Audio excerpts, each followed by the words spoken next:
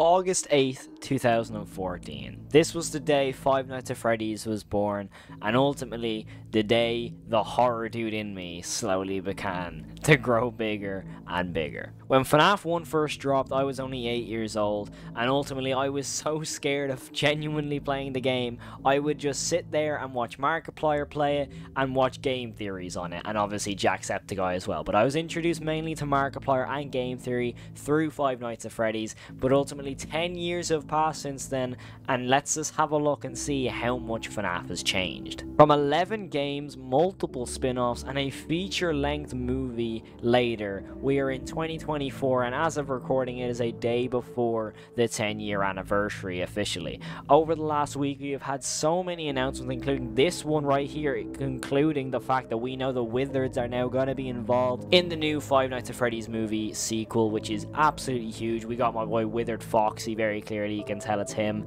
which is absolutely nuts, by the way. So we will be getting some sort of Withered characters in this next film, which is massive. Five Nights at Freddy's is ultimately the series that started it all for me. As you can see in the background, majority of the Funko Pops and merchandise you will see in my backgrounds are predominantly FNAF, and off camera there's about 20 more figurines on a shelf right in front of the camera. So this is by far the series that means the most to me. Now don't get me wrong, I love the Walton Files, and you could argue my channel is mainly the Walton Files as well, but when you think of it, if it wasn't for Five Nights at Freddy's, the Walton Files would probably not exist either. So ultimately it all comes down to this one series made by Scott Cawthon 10 years ago that changed my life forever. And it's not just me whose life this series has changed. When you look at it, people have made careers off this one series alone. If you look at Matt, Pat and Game Theory, predominantly their channel and massive viewed videos are all down to FNAF theories, and I would spend hours upon hours, staying up till all hours in the morning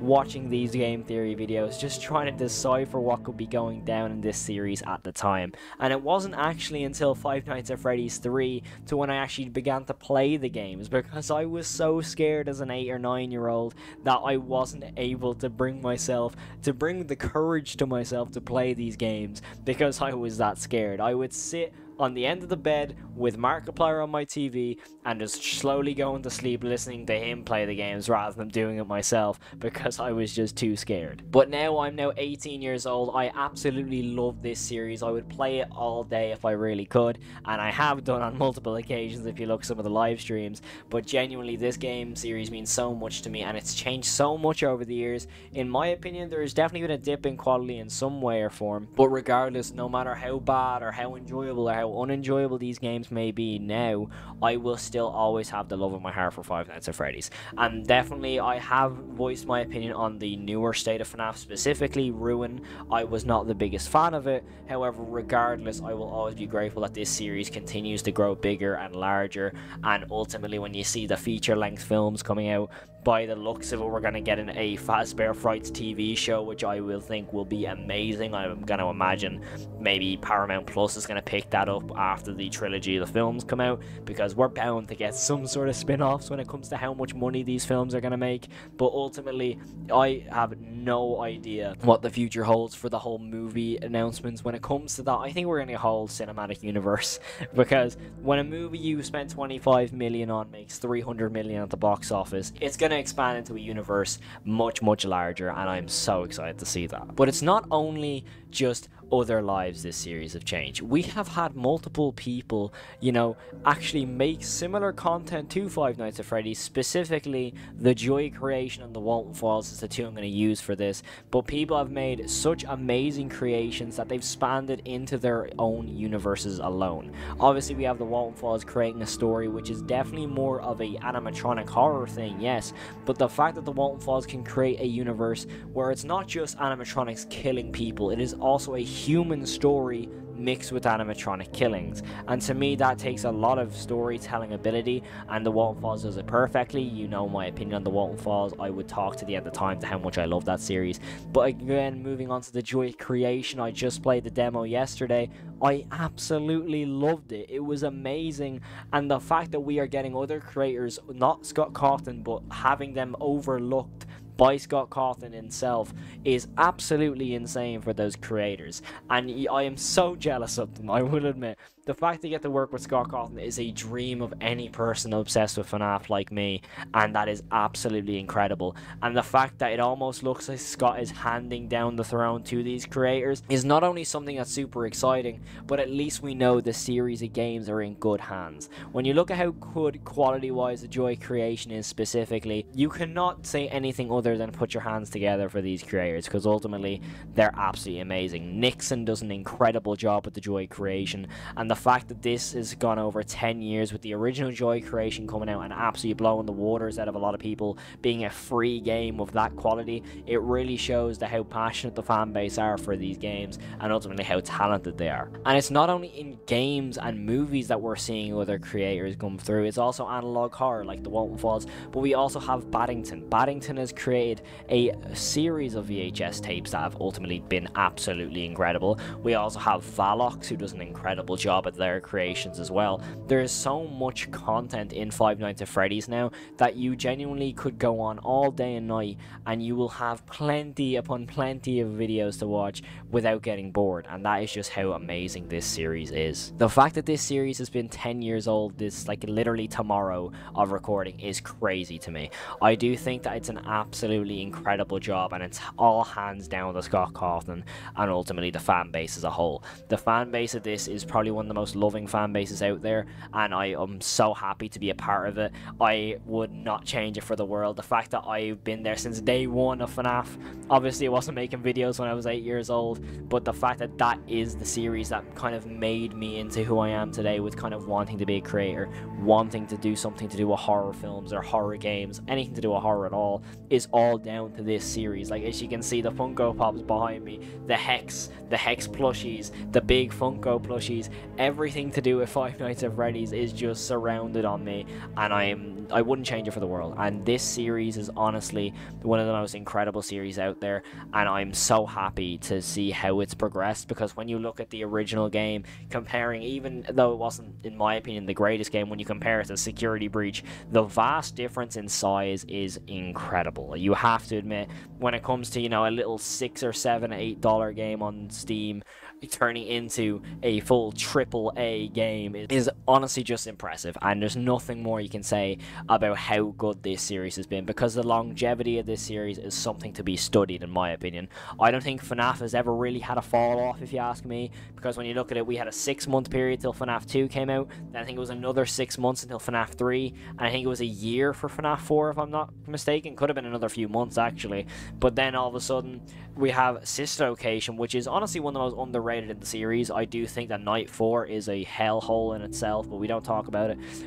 And then we move on to Pizzeria Simulator. Like, Pizzeria Simulator is a thing of beauty, but we will never forget FNAF World. I'm dying for a FNAF World sequel, Scott, we need it. But then we have Ultimate Custom Night, which really, in my opinion, by the way, first of all, going back to Pizza Simulator, that is where the story ended for me, just gonna say that straight up. But then we had the Ultimate Custom Night, which is ultimately just a thank you game. You can really see it's genuinely just like the custom night, and honestly having a bit of fun. We had 50-20 mode, we had Dawko, you know, have his original interview because of UCN, and that is nothing short of special. But then all of a sudden we had the beauty of a game of Help Wanted come out, and this game is still one of my favorites in the series, if not my favorite, because of the, you know, just interaction and being in the actual office for me. Like, we all know I have a really vast opinion on my favorite FNAF game. I mean, it is FNAF 2 or 3. It'd be between them, and then Pizza Simulator would be a close third. And the fact that people hear me say FNAF 3 is one of my favorites is absolutely crazy, apparently. But I apologize if you don't agree with me. I'm sorry, but FNAF 3 is one of my favorites. I just love Springtrap so much. But when it comes to VR, there's nothing short of perfect in this game.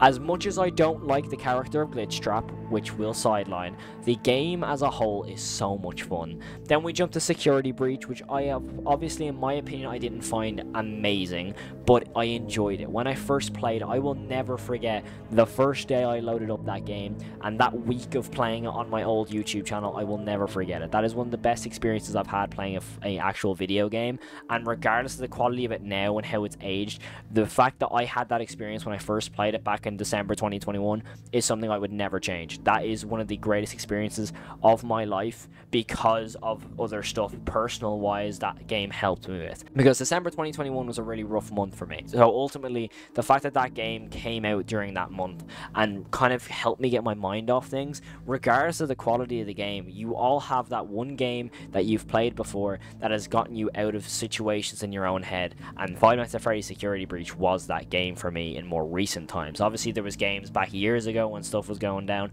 but in my more, you know, mature days and being 16 or whatever age I was, it was definitely a game that got me out of that kind of headspace and helped me, you know, kind of be okay with certain situations, and I will forever be grateful for that, regardless of the game's quality. Then we move on to Five Nights at Freddy's Security Breach Ruin, which obviously I've not been the biggest fan of, I will always say that. However, again, when I first played it, I thoroughly enjoyed Ruin. Again, for me, it didn't age great because I do find it a little bit just tedious for me and a little bit predictable, considering it wasn't that scary at all is the biggest issue I have with that game, because it was meant to be this whole very scary FNAF game, which it just wasn't for me. But genuinely, Five Nights at Freddy's Ruin is still a really solid game when it comes to a gameplay perspective. The gameplay is really, really good. However, I just don't really enjoy the story, but that is just my own opinion. But then we move back to the beauty of Help Wanted again with Help Wanted 2. Now again, the story of Help Wanted, not the greatest for me, but then again, the gameplay is all that matters for me in a VR game, and this one was unbelievable. I will never forget my reaction of playing it for the first time and going into the sister location levels, specifically Funtime Freddy. If you know, you know. That shit over there bites! Oh, Jesus Christ!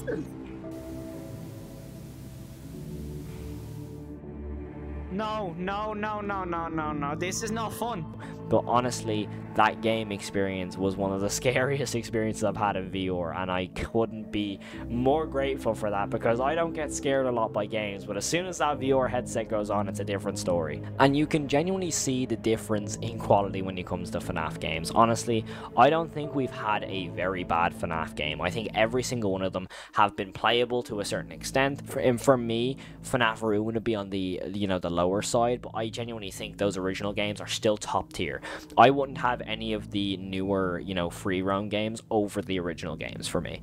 For me, I know you could probably call me a nostalgia merchant or whatever you want to call me for that, but that is just my own opinion because I grew up with them games. It's kind of like when you play Call of Duty for the first time and you have someone who might say the more recent Call of Duties are their favorites, comparing to maybe Modern Warfare 2 or Black Ops 2. You know, that sort of way. It's definitely just because I grew up with them games, so I prefer them more because I have the memories of them. And ultimately, the fact that we have had 10 years of Five Nights at Freddy's, and next year is going to be a crazy year for Five Nights at Freddy's. We have the Dead by Daylight collab, obviously the sequel of the film. We also have the new Mimic game, which I have voiced my opinion on in the live stream. Definitely go check that out. And obviously tomorrow we have Into the Pit releasing on Steam, which is a game I am so excited for. I love Into the Pit so much. I'm so excited. But ultimately, that is today's video, and I cannot wait for tomorrow for Into the Pit. And ultimately, in the comments below, I want to hear from you guys. What is your favorite nostalgic experience or any experience you've had with Five Nights at Freddy's? I think personally for me, my best experience would have to be the movie. I think just going into that film theater, and I had people in my theater dress up in cosplay. There was a person wearing a full puppet costume, and the face makeup and everything. It was so surreal. It would have to be the best memory for me with the Five Nights at Freddy's series. But in the comments below, let me know what your favorite nostalgic memory of Five Nights at Freddy's might be, what your favorite game was in the series, what your favorite moment was. Was it maybe the Markiplier by the 87 meme? That is still going strong. But definitely let me know in the comments below. I want to hear your guys' opinion and your honest favorite memory from the Five Nights at Freddy's series. But thank you all so much for watching. If you enjoyed today's video, definitely hit that like button, and ultimately thank you so much for watching. Hit that subscribe button because we're really close to 4K subs, and I hope you all have the most amazing day. Stay safe and peace. First shot of this episode, Tammy picks this house. Oh, what about that one? Now, if you ask me, that is the, you know, worst house you can pick. It has wallpaper on the outside.